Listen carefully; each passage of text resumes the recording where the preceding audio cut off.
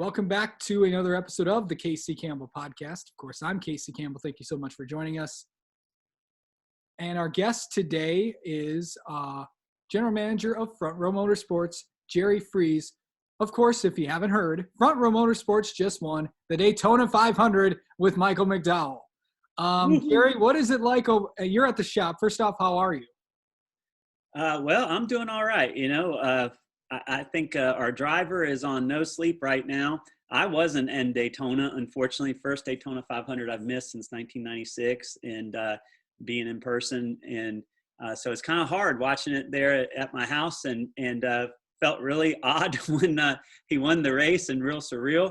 But, it kind of kicked in, pretty quick. We were getting phone calls and certainly a lot of texts and whatnot and different things with the obligations that we had to do after the race. And so I kind of felt like I was there in spirit and got to participate in a Zoom call last night. And so I got a little bit of sleep. So, I'm doing better than Michael right now, but feeling a little bit today. Better than, well, Michael and, of course, his PR guy, Mac, who's like and Mac McLeod. That's right. Yeah, they're collectively on zero sleep right now. So. Yeah. I know you've been here a while, Jerry. You've been in this business for a long time. So to win the Daytona 500 for a team like Front Row, of course, Front Row has had a lot of success. This is not the first win for the team.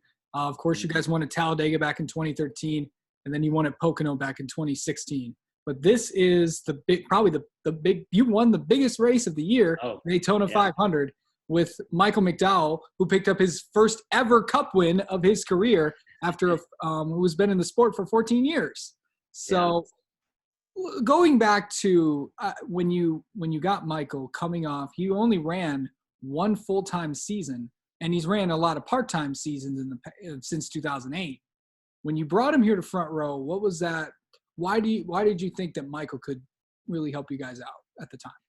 Yeah, it was pretty easy, really. We were, I think this is maybe we were winding down our association with Landon as the driver, and we were looking to do a change, and I think Landon was too, and so Michael was available because the 95 I think was wanting to bring in Casey Kane, and I know we've been really tight with the Levine folks, and it hurt them to let Michael go. They love Michael. They just felt like, it was what they need to do as an organization to try to attract more sponsorship with a more high-profile driver. But Michael was somebody that, hell, we'd fight him all week long, every week on the racetrack with our two cars. And like, first thing I told Michael was when we hired him was, I'm just glad that you're only going to be pushing one of our cars around next year instead of both of them, because he's driving for us going forward. But, we just liked how aggressive he was. That his talent on a road course is without question. But I think even back then, people maybe didn't recognize he was still really proficient on the speedways too. And for a team like ours, you look at the speedways and the road courses at tracks where you might have that day that you're not going to get over-engineered by the Gibbs and Penske and Stewart-Haas cars, and the driver talent and pit strategy and all that stuff starts to play into it.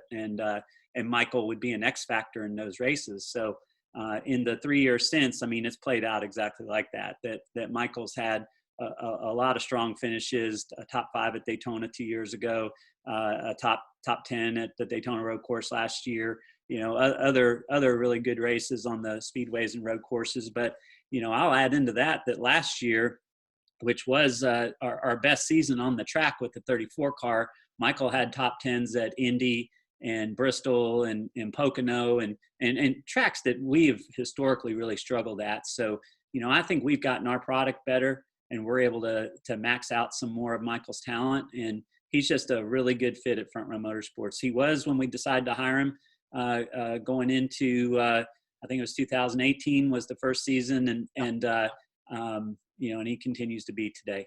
Yeah. So, I know that, of course, him winning last night, just what did that do for this? What did that win do for Michael, this team, and the organization? Yeah, I think that's one, probably ask a year from now and we might be able to give a better answer. But, I think for anything, for Michael, let's say, I guess I didn't even realize that, he had run 358 races and hadn't won. I'm like you. When we hired him, the guy had only run one full-time season up to that point. So, to me, he had been just kind of knocked around. He probably got thrown into the Michael Waltrip opportunity way too early in his career for what limited stock car time he had at that point, and really had to fight and scratch and claw his way back, driving start and park cars and what have you, and help build up Levine's team when they were a startup organization. He was in situations that he wasn't really able to showcase his talent. So I think now, the guy has won a race. He didn't luck into it. It wasn't because it rained at the right time or anything like that. The guy was running in the top 5 over the last 30 or 40 laps of the Daytona 500 and was a contender all day long. And yeah, circumstances worked out in his favor, but he was right there beating their bumpers off trying to go by on the last lap. So, I think it just legitimizes Michael as a winning race car driver.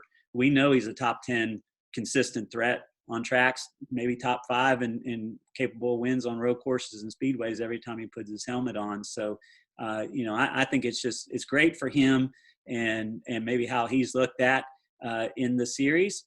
And for Front Row, it's our 3rd win as an organization. There's some teams that are probably thought of as a more competitive operation than ours that don't have 3 wins over the last 8 years. So, I think we are just continuing to evolve our team into, Bob always challenges it each year just to get incrementally better. That's all he wants. And so I feel like we have pretty much every year we get a little bit better. Our processes get better. We might invest in other technologies or whatever to try to improve our product or add a few more people to hang bodies or whatnot. But we've gotten better incrementally over time. And I think with where NASCAR is going, with the new car coming in next year, it kind of plays into a team like ours' favor, where we are trying to put the most competitive race car on the racetrack that we can each and every week. We buy the full allotment of tires. We got the tier 1 engines in them. We got good solid pit crews. We feel like we got competent drivers. And, but sometimes we just get over-engineered, like I said before. And with the new car, I think it balances the playing field a little bit. Time will tell with that. But, hopefully we're looked at more as a winning organization. And from the business side that I deal with the majority of the time here, a good value proposition for a sponsor to be involved in compared to some others with the capabilities of still winning on the racetrack. So I think that's a good combination to have. Jerry, there's a few other things I want to get in with you. Of course, you also brought Anthony Alfredo into the team. Of course, he took over for John Hunter Nemechek, who went back down to the Truck Series. When that was going on, when John Hunter left, what kind of set you really towards Anthony Alfredo? Yeah, we pretty much immediately started talking to Anthony Alfredo, and I think there's a reason behind it. That John Hunter and Anthony are represented by the same group, same individual. So when one guy decided to go do something different, he said, "Hey, what about this guy?" And so our situation with John Hunter kind of drug out a little long last year. We don't hold any ill will with John Hunter for choosing to go do something different. I think time will tell. It was that the right move. I clearly believe he'll win races and be a threat to win the Truck Series championship. We just kind of got late in the game where we hadn't committed to him, and I think he was looking for a commitment somewhere, and he decided to go do something else this year. So by that time, some other guys had already found homes. Seats for 2021. So, we wasn't quite sure where we were going to, we were so focused on the sponsorship around John Hunter last year. We didn't really put a lot of time into, well, if John Hunter were to leave, who would we replace him with? And so when we were faced with that question, we started looking around. Anthony Alfredo was presented to us, and we thought, why not? This kid, outside of the experience, he has shown the talent that he can compete at every level that he's raced at. And now this is going to be the biggest challenge that he's faced so far in his young career. And again, time will tell if he's ready for it, if he's competitive. But we liked everything we saw when we started doing some research on him and started talking to folks at RCR and some other places, DGR, David Gilliland's place that we got a close relationship with, where Anthony drove, and kind of got the same feedback all the way around, that Anthony is a really smart race car driver. He learns a lot just throughout a weekend, or certainly when he goes back to a track for a second time. And so for him, you know, we just hope that, you know, he gets a lot of quality seat time the first half of the year, gets that experience, earns the trust of those drivers around him on the racetrack, and brings the car home in one piece, does what he did in the Xfinity Series last year for Childress. And, you know, and I think by the time we start going the tracks a second time, or in the second half of the year, that he'll be that much more competitive. Yeah, when you look at, and you know, kind of going back to that, one of the another things that you have to be impressed with is the amount of the marketing side of things with him, knowing that, you know, how he's talking to partners and all that kind of stuff. And of course, you know, all the social media outreach, and of course his fans, known as the Sauce Mafia, because of course that's pasta. What is, from that side of things, where is that, as a driver that markets himself, that's got to be good for you and your race team? It is, Casey. And I'll tell you what, you know, that's something that I didn't give a second's thought to when we were talking to Anthony about hiring him. And I guess I'm a little more old school. I'm not of the TikTok generation, not sure what Twitch was. And some of these platforms where Anthony's got just a tremendous following on. And the thing that opened my eyes, now the folks in our marketing team, when we went to them and said, hey, here's who we are thinking about for our driver next year. And, you know, they started to look at some of those numbers like you're talking about. They were like blown away that, man, this guy's got a following. He's got a reach. And really what tripped the trigger more than anything for us, we presented him to a sponsor that we'd had an affiliation with last year in Speedy Cash, and talked to him about, hey, well, what do you think about this? You know, we were having to shift gears really fast because John Hunter was moving out, and here comes the new guy. And they started doing their own research, and they said, man, this kid's got a pretty strong following in some of these demographics that are really important to us. So it's an eye-opener for me that, you know, that outside of Twitter and Facebook and Instagram, I guess that, you know, there's areas, there's platforms that marketers are really looking at, and that can make a difference in their product. And so I've been a lot more focused and engaged in looking at Anthony's engagement with his followers since he's been with us. And I've been really impressed. I mean, I'm impressed with Anthony all the way around. I mean, he's got a great work ethic, whether it's working with his team on getting prepared for next week's race, or going to the simulator and whatever they're working on, you know, all the things that a driver needs to do as a race car driver. He's just as much engaged in what's going on the marketing side of what we're doing, whether it's creating video content with Mac or whatever.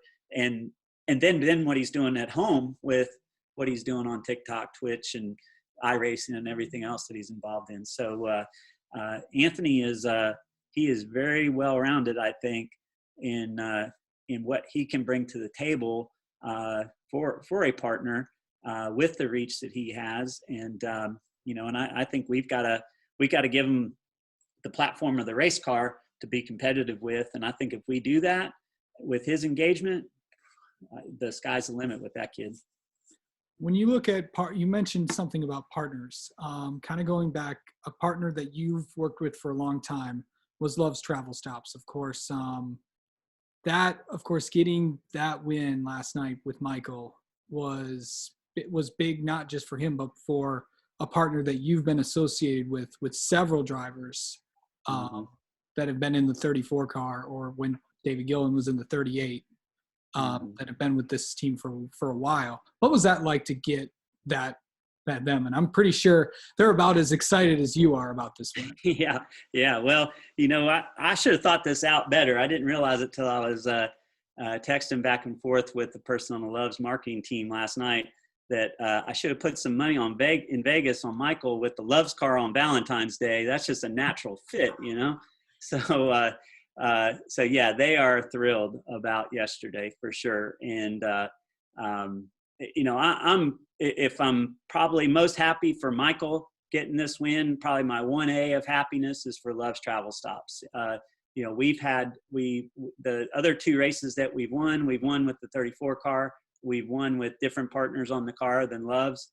When we've had races that we thought could be our day and Love's was on the car and had a strong contingent of customers at the racetrack, it seems like some kind of disaster happens early in the race, or something just spoils the whole event, and we just haven't had that real signature great race, great track experience for them. And, even with yesterday, it was a little challenging. They had a limited number of guests there. They had rented a pit road patio suite at Daytona. So it wasn't their usual contingent throng of people. Certainly nobody sitting on the pit box or taking pictures at the car before the race. But still, I mean, to be able to deliver them a win and see how excited they are about it is a really, really great thing. And it's been a really phenomenal relationship that we've had with them since 2013, and I'm sure this will be a catalyst. At the very least, prolong it and hopefully grow it in the long run. And they really believe in NASCAR.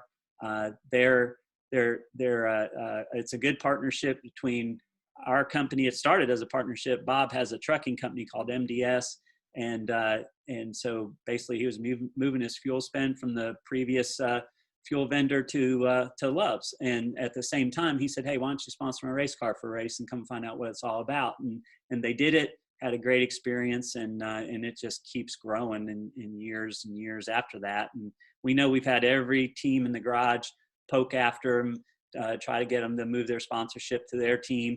What are you doing with Front Row Motorsports? They're no good. You need to be on our car.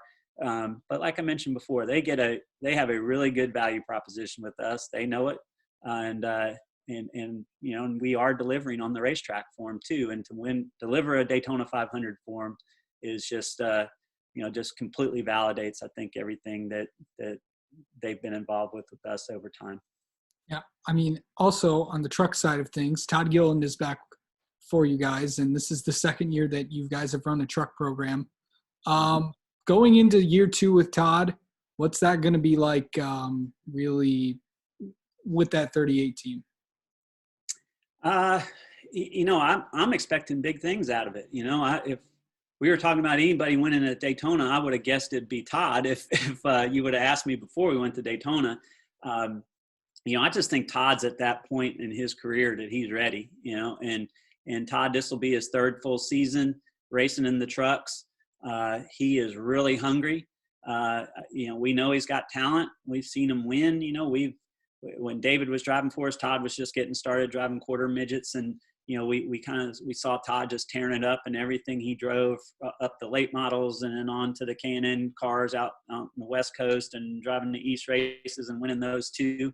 And, and things stumbled a little bit when he was at Kyle Busch's, and don't really know why. I'm sure that was a pretty pressure-packed situation with what was going on at the time. And really, Bob wanted to start the truck team because I think he just felt like that Todd got a bad raw deal there at Kyle Busch's, and he wanted to see Todd get a shot, and really believes in Todd's talent. And so we did that last year, and real collaboration with DGR Crosley. It still is a collaboration going into this year, but a little more Front Row's got a little more involvement on the car production side than maybe we did last year. And so the team's actually housed out of our shop here in Mooresville, where last year it raced out of DGR Crosley. So I feel like we're a bit more vested in the truck program going forward, and and we're expecting good results. Todd made the playoffs last year.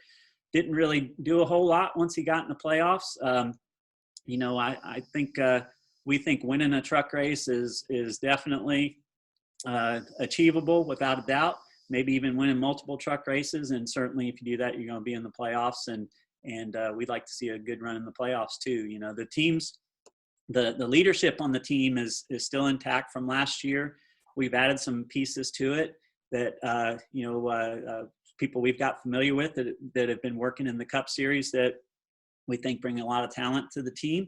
And, it's a good solid group from top to bottom. And they got what they need to go win with. They just got to go execute and get it done. Daytona, we're talking about the highs of Michael's race, but Todd's was kind of like David Reagan's and Anthony's were. He just got collected in a wreck and wiped out vehicle, but he was running fast before it happened, and I have no doubt that Todd wouldn't have been right there in the mix for the win if we hadn't got caught up in it. But that's speedway racing, and you got to expect that the majority of the time. And so I'm interested to see how Todd does this weekend, because I think Todd's a pretty good little road racer, and I think he'll do well this weekend. It'll be fun to watch.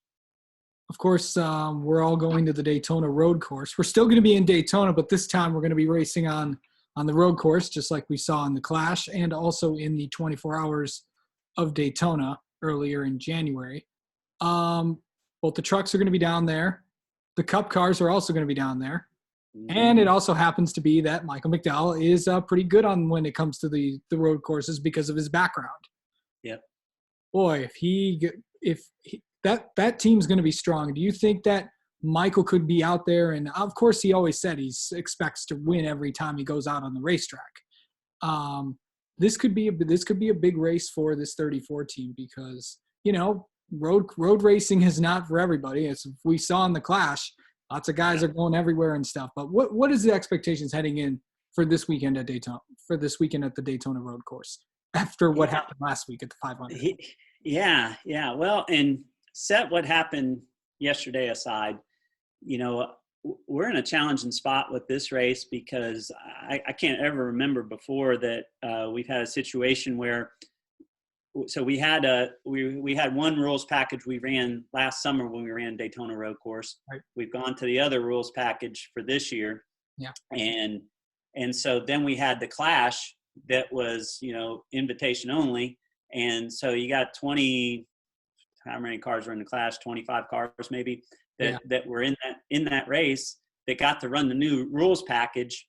And then you've got the other 15 that didn't get to run in the Clash, that'll be with no practice and will have to go run this race with no practice and no time on the track. So, it does concern me that when Michael runs his first lap of the track, it'll be, in the race. And we really don't have great notes. We can lean on Roush Fenway because they were in the Clash, and we will be able to get some notes from those folks. And so hopefully it doesn't hamper us too much.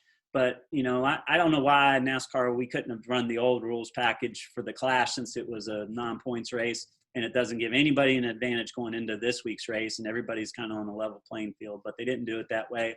I hope it doesn't hurt teams like ours that didn't have a car in the Clash. And so time will tell on that one. But, just lining them up on talent, I would Michael finished 6th in the race last year, having to start about 30th. He'll start way up front this week. I don't know where, but it'll be a lot higher up than 30th was last summer. And I think if all things were equal, Michael would be in the top 10 the whole race at the road course, and hopefully he still is. And and if it takes us having to adjust on a little bit on cautions to get it the way he wants, I'm sure by the end of the race, Drew will figure out a way to get track position for him, and Michael will get it done and get us a decent finish out of it. All right. Well, Jerry Freese, thank you so much for taking some time out of your day to join us. And once again, I can't say this enough. Congrats on winning the Daytona 500. And of course, congratulations to Michael McDowell and the entire team at Front Row Motorsports. Thanks for coming on. Thank you so much, Casey.